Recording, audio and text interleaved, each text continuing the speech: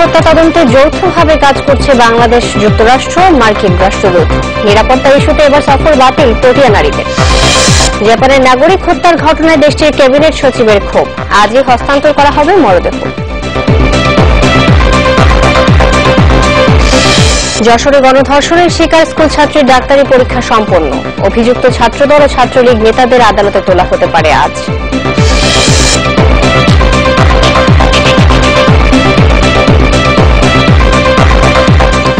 আমন্ত্রণ নিউজ 24-এ আপনাদের সাথে আছে আমি শান্তা শারমিন। এতক্ষণ শিরোনাম শুনছিলেন, এবার পুরো খবর। বিদেশি নাগরিক হত্যা তদন্তে সরকারের সাথে যৌথভাবে কাজ করছে যুক্তরাষ্ট্র। বাংলাদেশে নিযুক্ত মার্কিন রাষ্ট্রদূত মার্শা বার্নিকাট এই কথা জানিয়েছেন। জাতীয় প্রেস ক্লাবে কূটনৈতিক প্রতিবেদকদের সংগঠন ডি-ক্যাবের আলোচনায় তিনি বলেন, এই ধরনের সন্ত্রাসী হামলায় বাংলাদেশের অর্জনগুলো নষ্ট করা সম্ভব নয়। তিনি জানান, উগ্র সন্ত্রাসবাদ দমনে যৌথ পদক্ষেপ দরকার। পরপর দুই বিদেশি খুনের জেরে উদ্বিগ্ন বিদেশি দূতাবাসগুলোতে ঝুলছে স্ব দেশের নাগরিকদের জন্য সতর্কতার নোটিশ। ডি-ক্যাব টকে তাই মার্কিন রাষ্ট্রদূতের কাছে এই ইস্যুতেই সাংবাদিকদের প্রশ্ন ছিল সবচেয়ে বেশি। জবাবে মার্শা বার্নিকাট বললেন, বাংলাদেশে এরকম খুনের ঘটনা সচরাচর হয় না, তবে শত্রুদের হালকাভাবে নেয়ার কোনো সুযোগ নেই। জানান, এই হত্যার সাথে আইএস জঙ্গিদের দায় স্বীকারের বিষয়টি খতিয়ে দেখছে তার দেশ। আইএসের মতো উগ্র সন্ত্রাসবাদীদের দমনে যৌথ পদক্ষেপের কোনো বিকল্প নেই বলে মনে করেন মার্কিন রাষ্ট্রদূত। We are absolutely committed to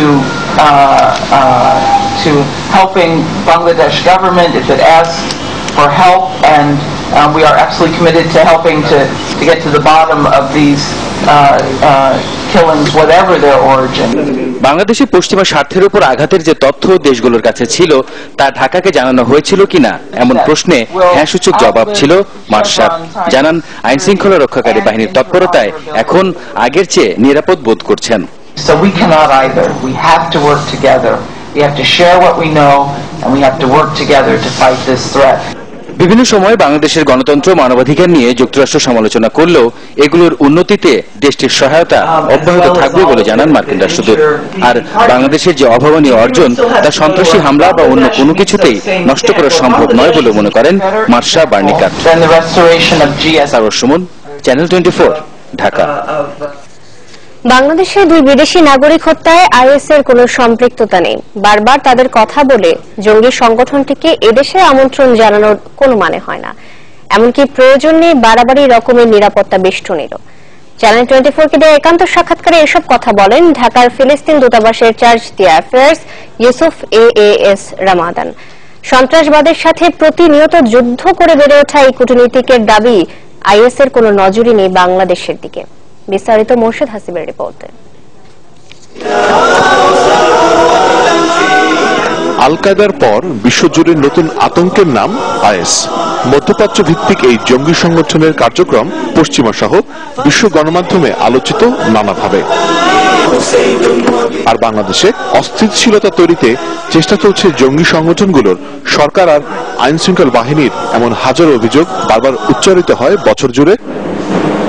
তবে সন্ত্রাস আর যুদ্ধের মাঝে বেড়ে ওঠা ফিলিস্তিনের চার্জ দি অ্যাফেয়ার্স ইউসুফ রামাদানের মতে তার কাছে কখনোই মনে হয়নি আল কায়দা কিংবা আইএস এর কোনো কার্যক্রম আছে বাংলাদেশে।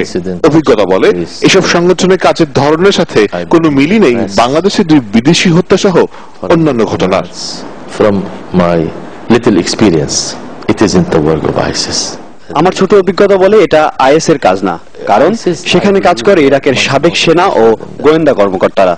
তাদের আচরণ, গতিবিধি ভিন্ন। সেটার সাথে বাংলাদেশে হত্যার ঘটনার কোনো মিল আমি পাচ্ছি না। গণমাধ্যম আর কূটনীতিকরা বারবার আইএস বলে এদেশে তাদের ডেকে আনার কোনো মানে নেই। First operation for them. নিজ দেশের নাগরিক হত্যায় শুধু ইতালি, জাপানই নয়, উদ্বেগ আর ভ্রমণ সতর্কতা জারি করেছে পশ্চিমের বেশ কয়েকটি দেশ। রামাদান ইউসুফের ভাষায়, যা পশ্চিমা বিশ্বের অতিমাত্রায় প্রতিক্রিয়া। When they hunt, they go for a bigger fish. যার যার দেশের নিজস্ব অবস্থান আছে, কিন্তু এই ঘটনায় এত সতর্ক হবার কিছু নেই। আমি গতকালও মাঝরাতে ফিরেছি, কিন্তু এটার কোনো যৌক্তিকতা দেখি না।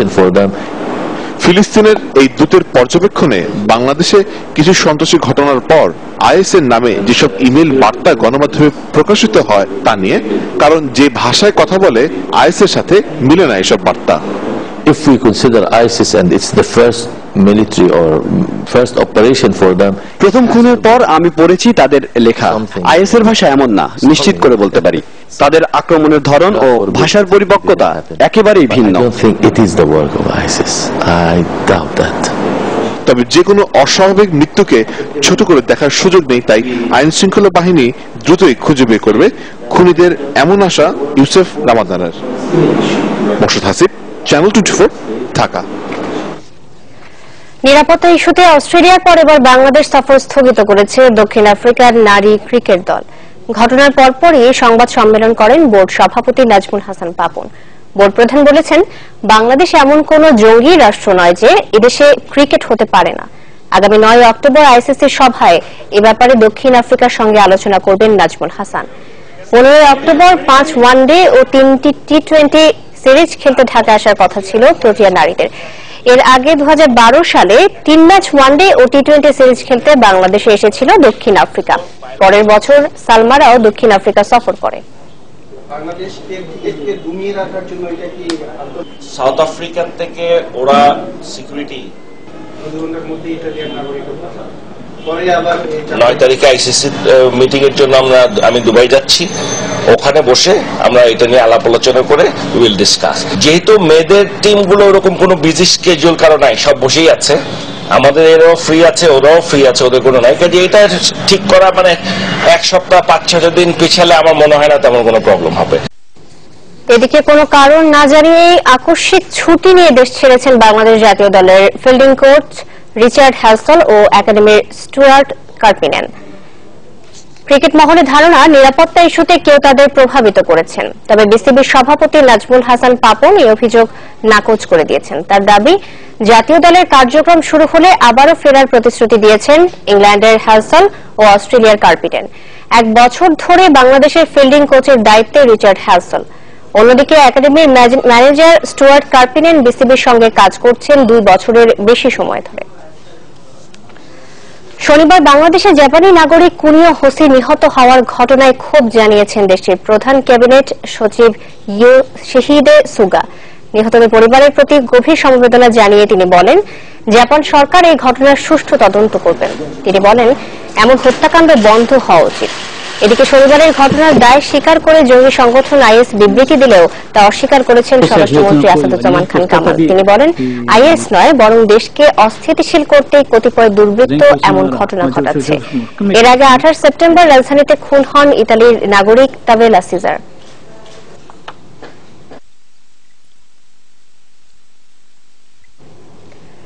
এদিকে দুর্বৃত্তের গুলিতে নিহত জাপানের নাগরিক কুনিও হোসির মরদেহ হস্তান্তর করা হবে আজ। তার মরদেহ এখন রাখা হয়েছে রংপুর মেডিকেল কলেজ হাসপাতালের হিমঘরে। জাপান দূতাবাসের প্রতিনিধি দলের কাছে তুলে দেয়া হবে কুনিও হোসির মরদেহ। হাসপাতাল কর্তৃপক্ষ জানিয়েছে, এরই মধ্যে মরদেহ হস্তান্তরের সব প্রক্রিয়া শেষ হয়েছে। এর আগে গতকাল রংপুর মেডিকেল কলেজ হাসপাতালে শেষ হয়েছে তার ময়নাতদন্ত। চিকিৎসকরা জানান, নিহতের শরীরে 4টি গুলির চিহ্ন পাওয়া গেছে, আর অতিরিক্ত রক্তক্ষরণে মৃত্যু হয়েছে তার।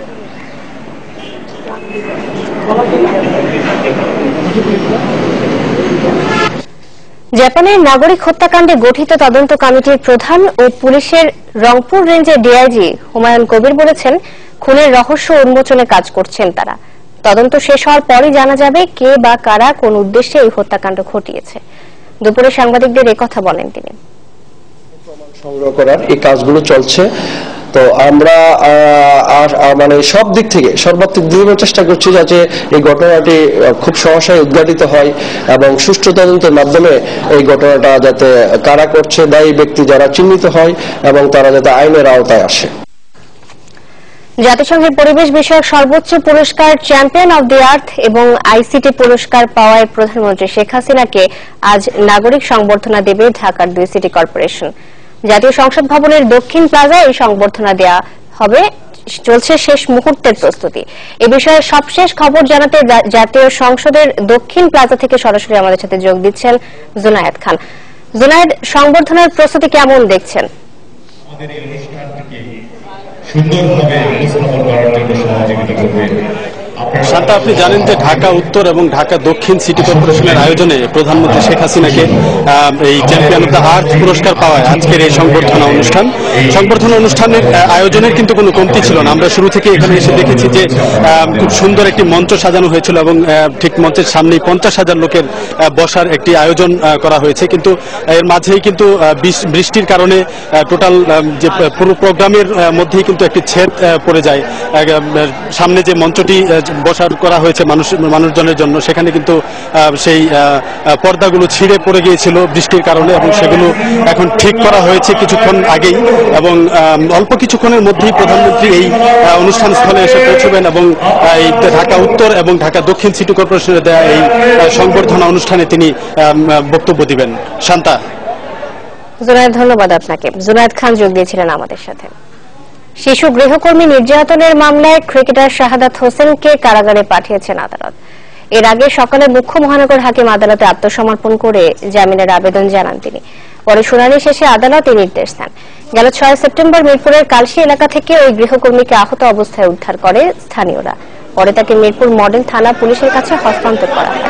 ওই দিনই ক্রিকেটার শাহাদাত ও তার স্ত্রীর বিরুদ্ধে নারী ও শিশু নির্যাতন আইনে মামলা হয়। এরই মধ্যে শাহাদাতের স্ত্রীকে গ্রেফতার করেছে পুলিশ। সুজি তৈরি করার জন্য গ্যাসের চুলা তাকে দায়িত্ব দেওয়া হয়েছিল। যখন এই শিশুটা দায়িত্ব অবহেলা করেছে, যার কারণে তার প্রতি নির্যাতন তারা করেছে, এবং এই নির্যাতনের পরিপ্রেক্ষিতে তাকে শরীরের বিভিন্ন অংশে, বিশেষ করে পা, হাত এবং চোখে, দুটি চোখ প্রায় অন্ধ হয়ে যাওয়ার পরিক্রম হয়েছে, খুন্তি দিয়ে ছেঁকা দিয়েছে এবং তরল দাহ পদার্থ দিয়েছে। নির্যাতনের বিষয়টা আসলে শাহাদাত তো ওই সময় বাসায় থাকে না। আমার ট্রেনিং যে ক্যাম্প ছিল হাতুরা সিং এর আন্ডারে প্রধান কোচ, আমি তো সেখানে ছিলাম। তো সুতরাং এখানে কি হয়েছে না হয়েছে এগুলো তো ডিটেলস আমার জানার কথা নয়।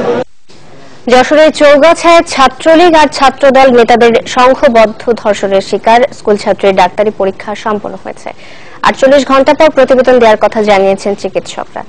এই ঘটনায় মামলা দায়েরের পর প্রধান 3 আসামিকে গ্রেফতার করা হয়েছে। পুলিশ জানায়, গ্রেফতারের সময় গণপিটুনিতে আহত হওয়ায় তাদের যশোর মেডিকেল কলেজ হাসপাতালে ভর্তি করা হয়েছে। আসামিদের আজই আদালতে সোপর্দ করা হবে বলে জানিয়েছে পুলিশ। এদিকে এই ঘটনার পর ধর্ষকদের বিচার দাবিতে ফুঁসে উঠেছে স্থানীয়রা। গতকাল বিকেলে চৌগাছা শহরের ডাববাংলাপাড়ায় স্থানীয় আলামিনের বাড়িতে এক স্কুল ছাত্রীকে গণধর্ষণ করে পৌরসভার 7 নম্বর ওয়ার্ড ছাত্রদল সভাপতি উজ্জ্বল হোসেন, পৌর ছাত্রলীগের সহ সাধারণ সম্পাদক পারভেজ সানি এবং ছাত্রলীগ কর্মী শিমু।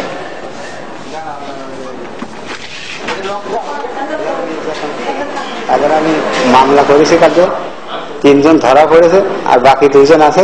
আমাদের সারা জীবনে ওটা ভুলার না, তাই আমরা চাচ্ছি যারা এই কাজ করেছে তারা যেন আর কোনো মা বোনের উপরে না তাকাতে পারে, কোনো মা বোন যেন আর কারো হাতে নির্যাতন না হয়, এর জন্য আমরা শাস্তি দাবি করছি।